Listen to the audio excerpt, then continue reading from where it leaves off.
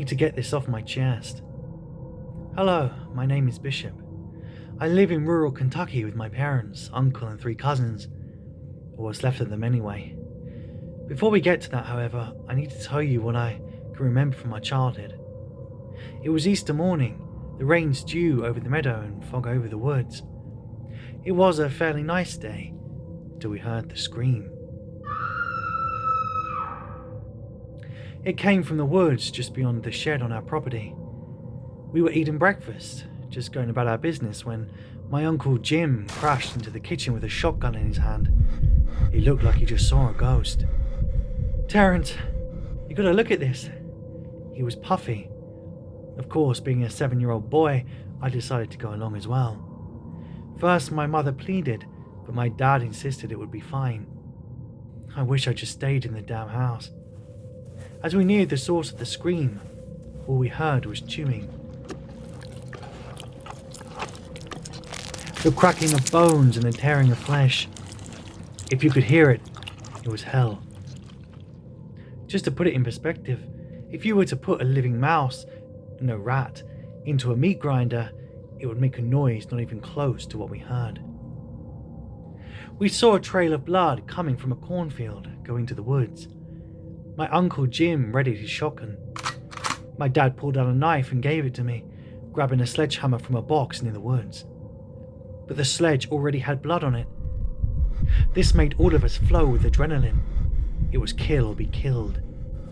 As we walked into the woods, we saw the damn thing eating into a little girl's face. But it wasn't just any little girl. It was my cousin. This infuriated my uncle, who was always nice and chill about 100% of the time, but now he was screaming words and curses I dare not say. To this day, I still don't know what some of them mean. I don't even want to know. Not after what happened to my uncle. Anyway, this thing was eating my cousin's face. My uncle shot around at it, but it bounced away on its legs. My cousin had an egg basket ready.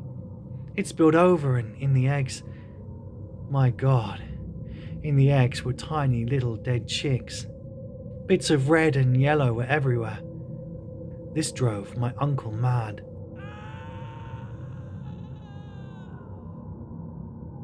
He threw himself into a train yesterday, not even enough to bury. I'm 26 now and it's my daughter's first Easter. Well, one she can celebrate. She was born with a birth defect that was also found in my DNA, but enough of that. She's a 4-year-old little girl and her mother decided on throwing her an Easter party. I agreed as long as they're careful around Alexa. I saw the damn bunny. This time I got a good look at it.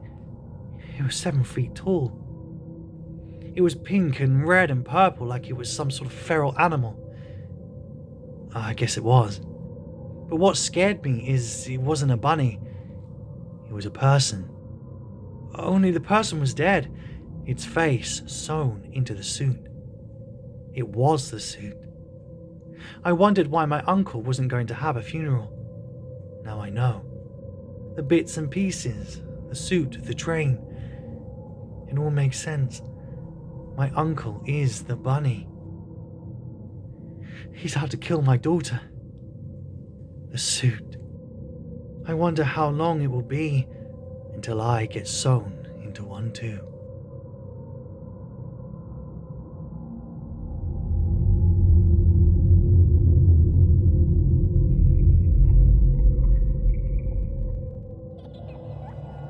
The laughter of kids filled the air as Uncle Danny blew the horn for the beginning of the annual Easter egg hunt. Shrieks of younger cousins, nephews and nieces danced in my eardrums as they frolicked about, searching the grass and bushes of my uncle's property for those colourful little eggs. Alas, I had just turned 16 and had finally grown out of those childish habits. The last few years I went along with the little ones' pleas, and I would join them in their hunt. But times had changed and I was more interested in grown-up things like getting to eat at an actual table this year and not some little pull-out poker table that was too short for my teenage body. "So you saw the new changes?" Jacob asked me with an overwhelming hint of sarcasm. Jacob and I got along very well, despite the 3-year age gap. We played a lot of games together online, so when my family made the yearly spring trip up to his house, I was excited to get to talk with him face to face. We were sitting in the living room chatting about one of our favourite games, poring over the buckets of treats that the Easter Bunny had left for us. I finally decided upon a boxed chocolate bunny. Whilst explaining my disdain for a recent game patch, I popped open the cardboard top and turned the box sideways, letting the brown replica slide out into my hand. I looked up at my cousin. "What, you ain't gonna lecture me on ruining my dinner?" Jacob laughed, then waved his hand. "I couldn't give less of a damn, go for it." I chuckled as well, then chomped into the head of the chocolate mass. My teeth broke through its surface immediately, and my heart jumped at the surprise. Guess I didn't see that it was hollow. Cheap companies. Why make a chocolate bunny if you're not gonna... And that's when I hit the liquid. It was gooey and thick, like a maple syrup of some kind, and so I thought it was a filling. But then came the taste. Metallic. After that, the feeling of some stringy fibrous mass getting stuck between my teeth. My brain raced to try and understand the weird collection of textures and tastes that were rushing at me, and when I couldn't, I spit out whatever I already had onto the floor. Meat. Meat and blood were staining my uncle's living room carpet. I stared into that bunny's neck, seeing the dripping crimson ooze coming out. I tried to tell myself that it was just filling, strawberry jam, raspberry, cherry, but the taste only solidified in my mouth the longer it went on, and I was nearly in tears as I came to the truth. "Oh, Peter, no more of that, dinner's ready. You'll spoil your appetite." I whipped my head around to see my Aunt Lindsay standing over me, her arms posed on her hips in the manner adults do when they're upset about something. I pointed to the bunny, trying to explain how horrific the situation was, but I could only sputter as she grabbed my arm and gestured for Jacob to follow. "Oh, come along, you two." "Now, Peter, I know you're 16 this year, which means you get to join us at the adult table. Isn't that nice?" My mouth still struggled to make sounds as Lindsay took us into the dining room, but it quickly gave up trying. A man was strewn out across the table, his thighs in my mother and father's mouths, his arm on my grandmother's plate, and his head and torso naked and burned in the centre of the table. Uncle Danny was cutting into the man's neck with a fork and knife.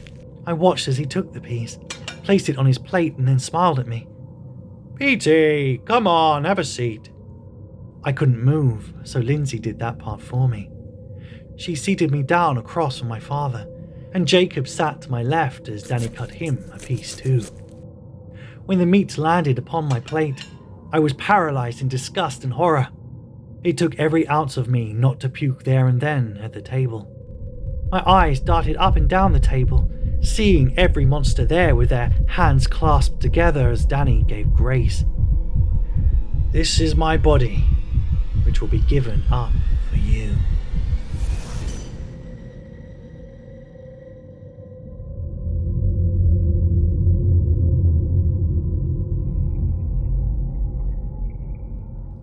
I'm sure you all know about the Easter Bunny, the rabbit or a person in a rabbit suit. I was always scared by those costumes, I guess what you'd call them.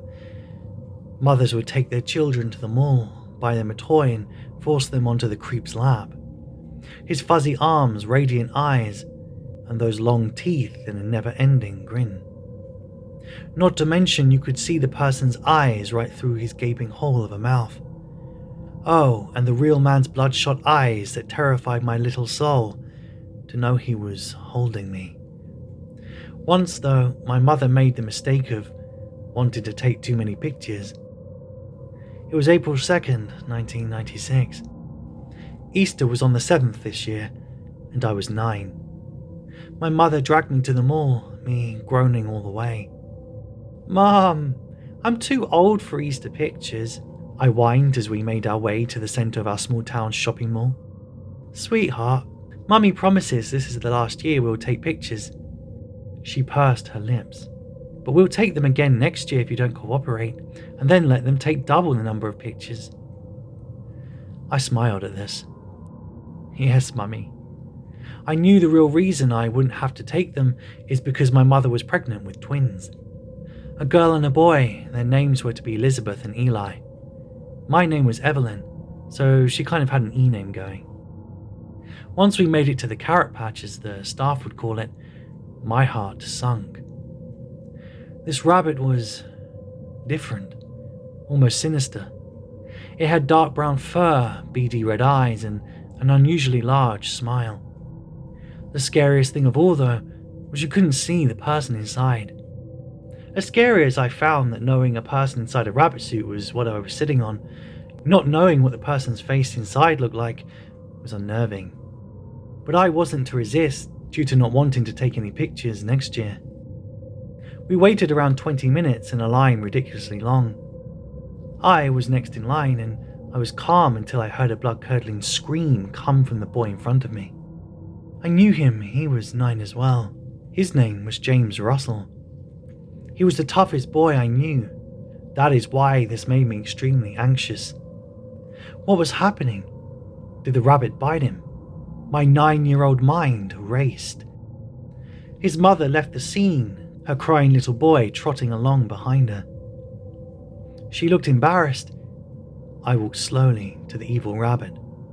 I made direct eye contact and stopped dead in my tracks. His eyes looked real. I stared deeply into his oval eyes. My mind raced.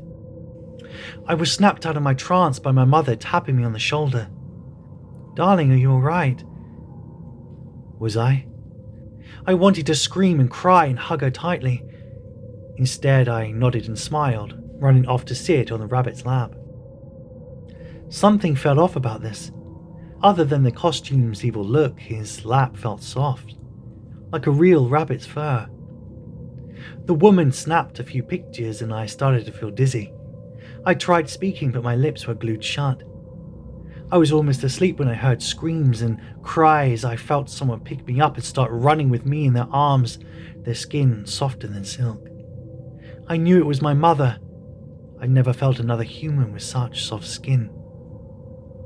I woke up in my bed hours, maybe days later, extremely hungry. It was around noon on the clock. So I made my way downstairs to ask my mother for a snack. I found her watching television. It was the news. I quietly crept behind to watch. The man was older. He was friends with my grandfather. The presenter stated, "In other news, a terrible tragedy had happened. 6 children were murdered and 4 were injured when the Easter Bunny at West Side Mall started eating children alive," the man said in a grisly voice. My heart stopped. Eating children alive? I suddenly lost my appetite and headed to my room. Before I could make my way all the way up the stairs, I heard from the TV, "Be on the lookout, citizens of Pinewood Oaks. The killer is still on the loose."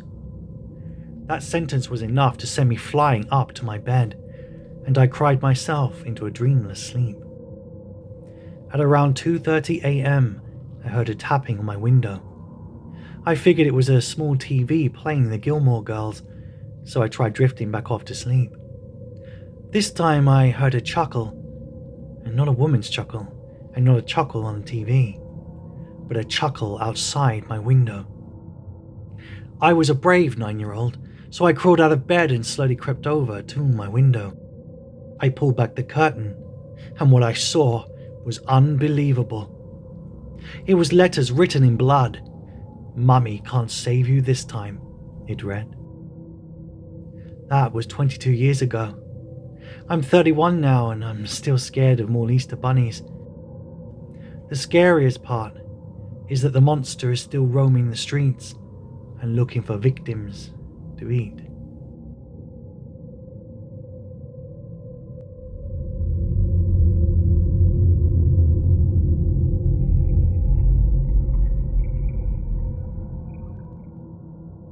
So I've told this story to family and friends and usually get laughed off each time, but here goes. I believe the Easter Bunny is real. When I was younger, around 2nd grade, My mother was deployed to Afghanistan, as she was in the military at the time, and so I went to stay with my cousins and my aunt in Minnesota. I usually spent my childhood summers there, so it was a no-brainer while my mum was deployed. Anyway, fast forward to Easter and let me paint a picture of the house layout so you can understand my perspective. While staying with my aunt, we renovated the business room, aka the room with the computer, into a bedroom for me. This room led to the kitchen and also had a door leading to the hallway, which in turn led to a bathroom and my cousin's bedrooms on the other wall. My bed was on one side, the right side of the wall, and if laying in bed, I can see the left door leading to the kitchen, and then behind me is the door that leads to the hallway. Anyway, I woke up on Easter morning around 2:45, if not around 3 o'clock, and could not get back to bed for whatever reason. About 15 minutes went by, and all of a sudden I heard a loud thump in the hallway behind me. It sounded like something or someone appeared. And then I heard almost non-human or childlike laughter behind me. I distinctly remember trying to say something or look back, but I was literally unable to. This was not fear-driven, and I believe this entity did not allow me to turn. The giggling persisted for another few seconds, and then the voice and the entity trailed off. It literally sounded like it was hopping away. I stayed in bed and under the covers for probably a good 20 minutes and then bolted downstairs to sleep on the floor of my aunt's bedroom. Both her and my uncle were hard asleep snoring and had no idea what I was talking about at 3 a.m. I was not on drugs and have never been prescribed any medications. I'm convinced that this was either the Easter Bunny or a spirit that appeared during the witching hour.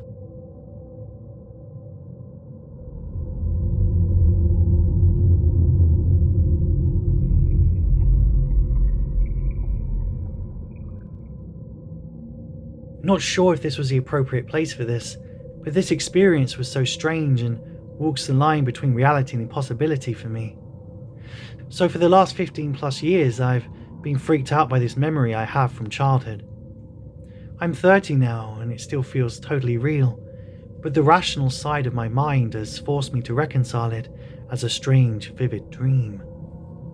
The memory is from when I was a young child, possibly 5 or 6 years old. My parents divorced right about that age, and in this memory, they're still together. Here is the context. It was Easter, or very close to it at least. My family owns 40 acres of land in the Catskills. I spent countless weekends up there through my life, and in this memory, most of my close family was up for the holiday. It was tradition to hide the children's Easter baskets and have the kids find them instead of eggs. So the dream begins with it being Easter morning. The log cabin currently on the property wasn't built at the time, but we had a 2-car engine with a wood stove and a small camper. It was chilly that morning and still early spring in upstate New York. My brother and I split up to search for our Easter baskets in the woods. I remember walking around the woods surrounding the garage and wondering where my basket would be. Just how far into the woods would my parents have placed it? My grandfather always smoked a pipe, and as I ventured deeper down into the trail, I smelled a pretty familiar scent. I remember thinking, how did Pop Pop get down here already? I was getting closer as the scent was getting stronger. And just then, I saw something I'll never be able to get out of my mind. A humanoid rabbit resting against a tree 20 yards in front of me. It turned its head and looked right at me. All I felt was pure terror. I stared for a few seconds and turned around and ran for my life. I ran back to the garage in the safety of my parents. I remember crying hysterically and told my father what I had seen. I remember my family surrounding me and calming me down while telling me I had imagined it and everything was okay. The memory fades from there. I don't remember the aftermath. Still, 25 plus years later, I still have that image seared into my mind and cannot shake it. As I stated, the logical part of my mind has tried to convince itself that it was nothing more than a vivid dream or nightmare. But it's always there lurking, and no matter how much time passes, I cannot seem to 100% convince myself that it was nothing more than the imagination of a 5-year-old.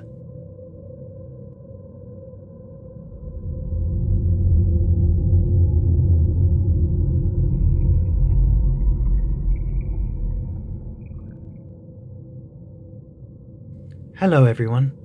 I've been waiting to post this story for a while. Anxiety has stopped it until now, so here goes. When I was around 6 to 8, I lived in a tiny town in the coastal mountains. It was just my young parents and myself living in a double-wide trailer. Someone was kind enough to let us move onto their property, and it was beautiful. There was horses on the property too, which is another story. Anyway, after putting out carrots and water for the Easter Bunny, I went to bed, which was the first room when you walked down the hallway from a large living room. I prayed and prayed so hard that I would meet the Easter Bunny. I wanted him to be real so bad. I had made the same prayer every Easter for years. The next thing I know, I'm asleep. It's weird because I can see it now. I remember having a small rectangle room, and my bed was on the opposite side of the room, diagonal to the door. As I was deep in dreamland, I was woken up by the sound of my door opening. I stayed still and pinched my arm to see if I was in a nightmare. It worked and I felt pain. So hoping I was awake and thinking it was my parents, I pretended to be asleep. The footsteps I heard didn't sound like them. So I tried to slowly slink lower under my blankets while seeming asleep. My bed was a twin with a wooden frame with drawers at the bottom and a headboard that had 2 sliding doors for a cabinet storage. The steps stopped about a foot away from the head of my bed. That's when I heard on my headboard. I slowly look up, still trying to act like I'm sleeping, but I'm fucking terrified. I can just about see a large glowing white fuzzy fingertip. The taps got louder and sounded impatient or angry. I shut my eyes and silently prayed for protection. I'm not sure how long it was, but it seemed like forever until I heard my door shut. Slowly looking toward my door, I saw nothing. I was relieved but still wanted comfort. Still afraid to leave my super protective blankets, I surrounded myself with as many stuffed animals as I could reach without leaving my bed. I'm not sure if I was just so exhausted from it all, or maybe it was my body just tired from a very active imagination, but I must have passed out. The next thing I know, I'm under my mountain of studies being woken up for school by my mum. Please, if you can all help and let me know if this seems like a dream or maybe some strange alien phantom monster thing. I don't know, but I've never forgotten that night. Yeah, it still freaks me out when I think about it.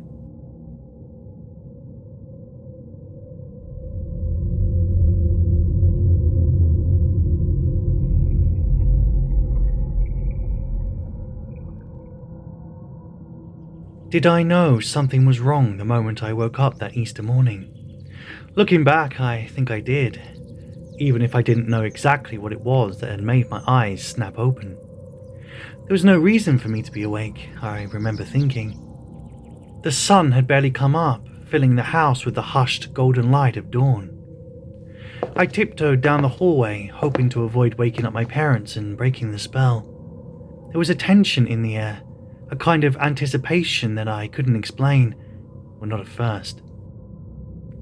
I had already made my way down the stairs when I remembered. It was Easter Sunday. The Easter Bunny was coming. I was 7 years old that fateful April morning, and every Easter I could remember so far had featured a hunt for colourful candy-filled eggs, and now that I'd woken up early, I might even get to see the Easter Bunny for myself. I was still wondering if I'd get in trouble for peeking out the window when I heard a knock at the door. Even though my heart was pounding with excitement, the sudden sound still scared me, and I felt the shadow of a doubt cross my mind before I unlocked the door. Who would visit our house at 6 o'clock on a Sunday morning? Had something bad happened? When I pulled on the heavy brass handle, however, I let out a sigh of relief. Everything was fine. It was just the Easter Bunny. The man-sized, floppy-eared, fur-covered figure stood on the porch holding a wicker basket. Wow, I muttered to myself. Are you for real? Some of the kids in class say you don't even exist, you know. The Easter Bunny did not respond.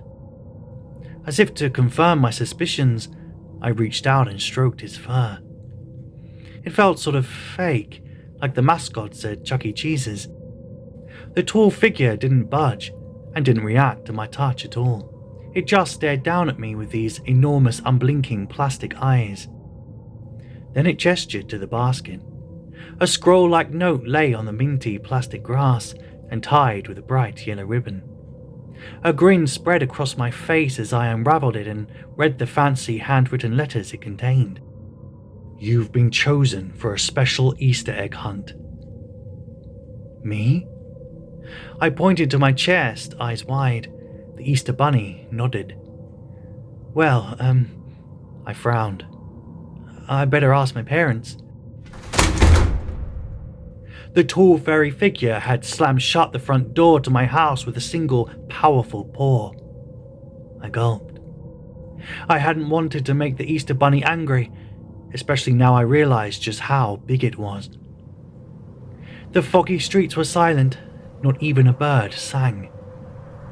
It was like the whole world was empty, except for me and the Easter Bunny. I tried to swallow again, but my throat was dry. I looked up at the black windows of my parents' bedroom. If I woke them now, I'd get in trouble for sneaking downstairs, for being outside, and for spying on the Easter Bunny.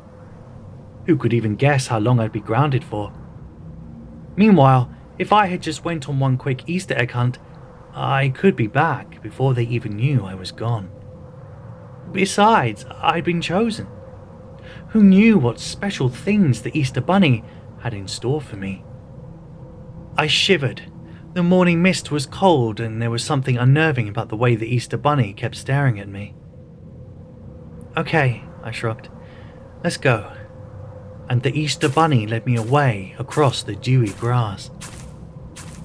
The fog was so thick I could barely see anything apart from the sea of bright green around us and the Easter Bunny's tail bobbing ahead of me like a will-o'-the-wisp. I had a feeling I knew where we were, however, the enormous lawn of the nursing home behind my parents' house. I even thought I could see its lights on the hill to the right and make out the dark shapes of pine trees beyond that. Then, suddenly, the Easter Bunny stopped and set down the basket. It still hadn't spoken a word. Instead, it pointed at the ground straight ahead. It was time for me to start searching. The fog had lifted a bit and the dew felt good on my bare feet, but it was kind of unnerving how the Easter Bunny kept following so close behind me, like a silent giant. When I found the first egg, however, my doubts vanished. It was pink plastic, just like I was used to, and inside was a shiny golden ring. My jaw dropped at the sight of how it glittered in the early morning light. Is this real gold? I gasped. The Easter Bunny nodded. Is it for me? The big furry figure nodded again. I slipped the heavy golden thing around my finger, careful not to let it fall, and went in search of the next egg. I couldn't help but get distracted by the ring as I walked. The more I looked at it, the more something about it seemed familiar. Though the sight of a blue plastic egg, badly hidden beside a stream up ahead, soon chased the thought out of my mind. If the last egg had contained a golden ring, what might be inside of this one? Though my yelp of joy died in my throat when I cracked it open. The blue egg only held a dog biscuit, the exact same brand I usually gave to the family golden retriever called Rolf. And speaking of Rolf, I hadn't seen or heard him at all when I woke up, even though he usually barked his head off at every little sound. Okay. I forced myself to smile up at the Easter Bunny, the same smile I reserved for my aunt when she gave me clothes that smelled like mothballs for Christmas. With the gold ring still heavy on my small hand, I slipped the treat into my pocket and went looking for more eggs. The third one I found was bigger than the other two. It was bright yellow with blue dots, almost impossible to miss, and it was located on the edge of the pine forest. In fact, all of the eggs that the Easter Bunny had left for me seemed to be leading me in that direction, away from the lights of my neighborhood and toward the darkness of the woods. I thought of the breadcrumb trail from Hansel and Gretel, remembered the horrible old witch in her candy cabin, and shuddered. My parents had told me never to go into the woods alone, but I was with the Easter Bunny, so it had to be all right. And anyway, I wanted to find out what was inside that big egg. This time, however, I recognized the contents right away. These are my father's glasses," I muttered. "What are they doing here?" Of course, the Easter Bunny did not answer. I couldn't help but imagine the huge furry figure in front of me climbing onto the roof of my house, silently sliding open my parents' bedroom window, sneaking inside and grabbing the glasses from my father's bedside table. But why would the Easter Bunny do such a thing? My father was as blind as a bat without the wire-frame glasses that I was currently holding in my hands. A sense of foreboding crept into my bones. Another egg, a purple one this time, sparkled beside a mossy stone just inside the forest, but I realized I didn't want to go after it. The sun was higher in the sky now, the mist was almost gone. I could see the nursing home clearly up on the hill and hear the sounds of birds and car tires from the comforting confines of my neighborhood. That world, the world of family breakfasts and the bright yellow school buses, the world without the Easter Bunny, suddenly felt very far away. I don't think I want to play anymore," I muttered in a small voice. The Easter Bunny's ears flopped as it bent its head to the side, a gesture that was comical and hostile at the same time. There was nowhere to hide from the black centers of its unblinking plastic eyes. Suddenly, and with surprising violence, it stabbed its paw toward the heart of the forest. It shuffled its furry feet towards me menacingly, urging me on toward the woods. I bit my lip and started walking toward the purple egg. The Easter Bunny's furry grey feet crunched over the pine needles. It was following closer and closer behind me. Full of misgivings, I stopped to open the purple egg. When I did, something round, slick and crimson slid into my hand. I dropped it with a yelp of horror. It was a real human finger. There was something about it I recognized too. My mother's nail polish. Suddenly, I realized where the gold ring had come from. I was wearing my parents' wedding band. I gasped and took a step backward. The woods felt vast and dark indeed. What's going on? I felt tears welling up in the corner of my eyes. I want to go home. I want to see my mum and dad. The Easter Bunny's paw shot down and grabbed my wrist. It was dragging me deeper into the forest. I yelled and squirmed, but another mitt of fake fur clamped down over my mouth. It didn't smell like springtime or candy. Its odor was sour, rotten, and wrong. Up ahead was another egg, a bright orange one now, laying among some dead pine branches. I don't want to, I mumbled through the fur. But the Easter Bunny forced my hand down onto the cheap plastic. Part of me was afraid to open it. The other part was filled with morbid curiosity, a sick need to know what was inside. Something round and whitish red rolled out with a splat. Pine needles stuck to its white, veiny surface, and a foul white liquid oozed from where it had been ruptured. My father's bright blue eye stared up at me from the forest floor. "Why are you doing this?" I screamed at the Easter Bunny. This deep in the woods, it was so dark that the morning still felt like night. Even so, I could make out other colourful shapes glimmering in the gloom. More eggs.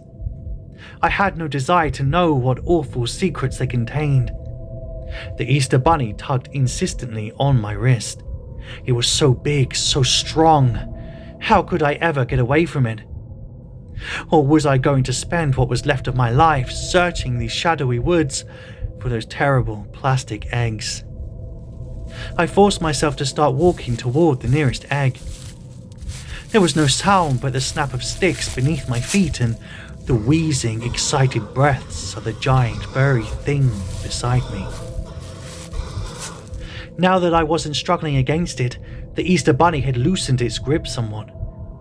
Furthermore, I realized that its huge paw wasn't very bendable. It couldn't quite close around my scrawny 7-year-old wrist in quite the same way that a human hand could. That gave me an idea. The Easter Bunny was big, the Easter Bunny was strong, and the Easter Bunny was terrifying. But was it fast? My arm was slick with sweat, and when I ripped it out from the Easter Bunny's grip, the furry monstrosity's gasp of surprise and anger seemed to echo through the trees. I ran until my lungs burned, dodging through narrow gaps between the trees and slipping through the undergrowth where I hoped my nightmarish pursuer could not follow. There was no turning back now. I didn't want to think what it would do to me if it dared get a hold of me again. I might even end up inside a few of those colourful plastic eggs. The heavy thump-thump of its footfalls behind me reverberated against the forest floor. It was catching up. The bright lawn beyond the trees grew closer and closer with every step. Then suddenly I was through, bursting out into the dewy grass and sunlight, but not before I felt a furry paw graze the back of my neck. I didn't stop running until I was on the patio of the nursing home at the edge of the neighborhood.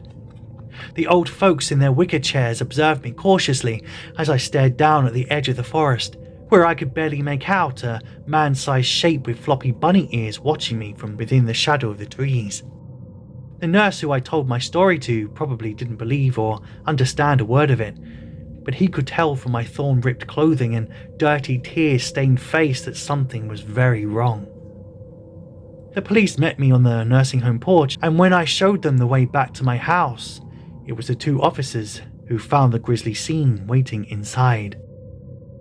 According to the medical examiner, the rest of my family had already been dead for hours when I woke up that Sunday morning. At first, the officers struggled not to laugh when I cried out that the Easter Bunny had got them. Of course, that was before people started opening those strange plastic eggs that had appeared in the woods. Now, 13 years later, and the case is still unsolved. I went to live with my aunt several states away, and she worked hard to protect me from the grim memory of what had happened. To this day, I still don't know what I met on my front porch on that foggy Easter morning. A serial killer in a fursuit? Some kind of supernatural being? I have no idea. All I know is the warning that I plan to pass on to my own children. If the Easter Bunny invites you on an egg hunt, do not go.